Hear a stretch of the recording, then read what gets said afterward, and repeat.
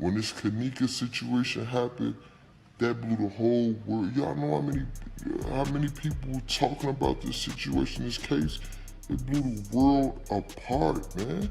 Like, this shit is really going on. And don't be surprised if my live just cut off. Every time shit started to get real enlightened.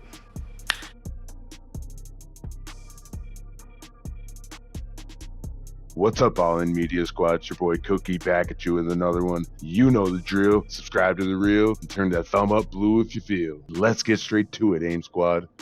So allegedly, ZacktV's murder has been solved and there has been no prosecution, which makes you bring up the question, how did they solve it? We're going to take a little deeper dive into it. We went to apnews.com and found the article about ZacktV's killing, and it goes as, quote, "The 2018 killing of Zacktv, a trailblazer in a perilous genre of gangland reporting he called, quote-unquote, HOODCNN, seemed destined to go unsolved, even though gunmen attacked him on a downtown Chicago street lined with surveillance cameras. Police never announced the arrest and the shooting of Zachary Stoner, but police records obtained by the Associated Press reveal investigators believe they solved his homicide years ago when they arrested members of Southside Chicago's Perry Avenue gang. But prosecutors in 2019 declined to prosecute and police were forced to release the suspects. Police say the Cook County State's Attorney's Office cited that the possibility that the two sides in the shooting on May 30th, 2018 were mutual combatants, a disputed legal concept that's a throwback to duels between nobles or pre-arranged gunfights in the Wild West. Then it keeps on going as, quote, "Prosecutors also cited inconsistent witnesses as a reason not to prosecute. Two of the suspects has since been killed. Another identified by a witness told police I didn't pull the trigger." And then we're going to wrap it up here. It says, one Illinois court defined mutual combatant as an agreement to fight or where sides in a, quote unquote,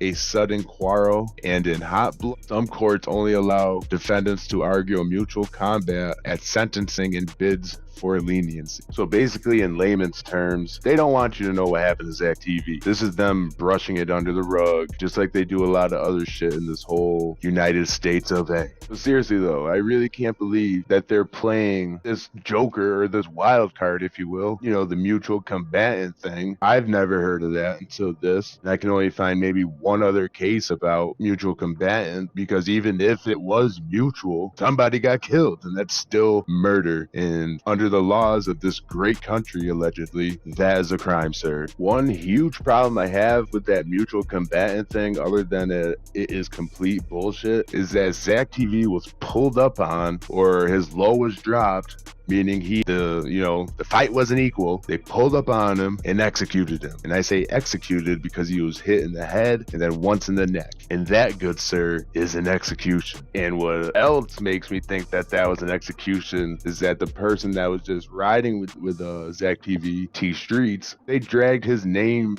through the mud and then backed over it by saying that he set Zach up, which then led to T Streets being killed himself. So now we have nobody that can tell what happened in that Jeep that night, when Zacktv was pulled up on. It just makes you wonder, what did Zach get into for this to happen? A lot of people are just going to say that it's because of him interviewing a lot of the ops, or just him being from Goontown. It's just an easy out. You live in the streets, you die by the streets. And that's what they did write it up as. How can Zacktv go through O Block, 051, Tukaville, and countless other blocks and have nobody really threaten him to the point where he's going to put it out on, the internet for everyone to see? So again, it makes you wonder, what was Zach into for him to be done so dirty like that? And I believe it's because when he really started digging deeper into the Kanika Jenkins case, he really got some panties in a bunch with that one, because the deeper he got, the scarier it got. He started uncovering,